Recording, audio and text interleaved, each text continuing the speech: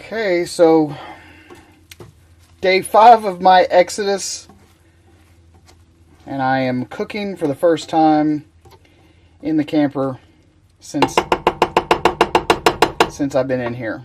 So got some eggs and gonna be some cheese in there, and some onion, some sausage, and we're gonna put it all here on a nice low carb wrap, and hopefully it'll be pretty good.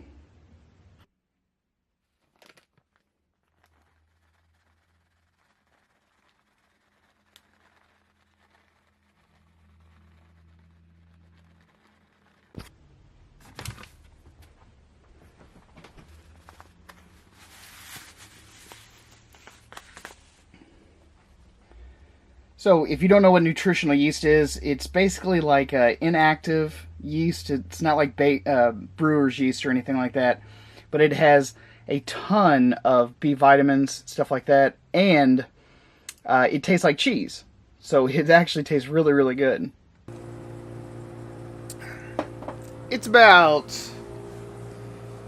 5:30 in the afternoon, having the afternoon coffee, and I just got the curtain sewed, and surprisingly enough, I didn't end up doing it. My ex did it for me, so she was very kind enough to do that for me, and I appreciate that.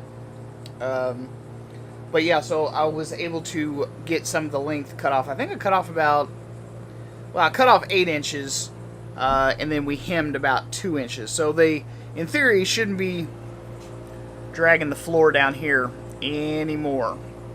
So I'm getting ready to hang them up real quick, and we'll see how it goes.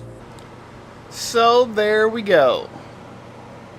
I think it's up pretty good. I mean, this was not like supposed to be like a full-on shut all the light out curtain anyway. It's mainly just a privacy curtain. So in the event that I have, you know, maybe someone over here, someone can obviously go back there, change clothes, or use the restroom. Of course, I do have an accordion door on the restroom part, so that's no big deal. But, you know, either way, I did want this up, and it finally works pretty good now. And I'm kind of starting to figure out that it is more about the small things, you know, just these little triumphs, you know, a little extra privacy or whatever. So yeah, having that up is definitely going to make it much easier, if nothing else, just so that I don't always have to go out here and or try and shut these curtains or shut this rock guard or whatever. I can go back there, shut those curtains, do what I need to do. And the bedroom curtains are super easy to pull because they don't track on the bottom like these up here in the front do. So it's literally just kind of a swipe over without that bottom track. The up front, I mean, you just gotta shimmy both sides, top and bottom, to get them to do right, and it's just a real pain in the ass. I don't want to say I have a leak, but if anyone, you know, knows anything about these both interior and exterior aluminum skin frames, while they are fantastic, when the drip pan, when the condensation pan on these air conditioners fills up, there is a chance that it will run down on the inside of the aluminum skin, and most of the time it drips right down to the bottom, which is also aluminum. Underneath the floor, the belly pan is aluminum.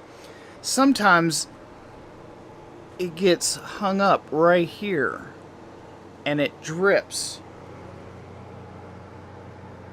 right here, and right here, and then sometimes even right here. I'm not worried about the countertop. It's been polyurethane probably like 4 or 5 times, so it's really, really heavily polyurethane. We've got silicone back there on the seal, but you know, you don't want that to happen, so I think I'm gonna have to silicone seal this entire seam, so if you are a little bit unlevel or whatever, it's not going to come through, because since it's so humid, like, I guarantee that condensation pan up top is just completely full, and this is something that you might have to contend with, which is unfortunate, but it needs to be dealt with. So here we are at the end of day 5. I feel like I got quite a bit accomplished, and there are still a million things to do. I took a lot of photographs this morning of all the different things that I needed to sell. I haven't gotten to list any of the things yet, but that's on my list of stuff to do. And I really need to try and get that done, because there's just so much. Like, when you live in a house, you don't realize just how much stuff that you end up accumulating over time, because you've got plenty of space to store it all, and then you just kind of tuck it into a little nook or a little cranny or a box or something, and you just forget about it. You forget that it was ever there, and it was just taking up space that didn't have to be there. I think that downsizing to a smaller space kind of helps you realize just how easy it really is to get by on less. I mean, I've been in smaller spaces before, and the original plan before moving to this house was to move into roughly a 300 square foot cabin. I had a piece of property that was a little over 11 acres, completely wooded, completely secluded. It was a really nice little plot. Had a pond there, plenty of places for hunting or whatever, and had a nice big pole barn. But I mean, that was the original plan, was to move there. The concept and the idea of tiny living is not a new concept to me at all. I actually kind of prefer smaller spaces in general. Less to keep up with, less to clean, less to maintain.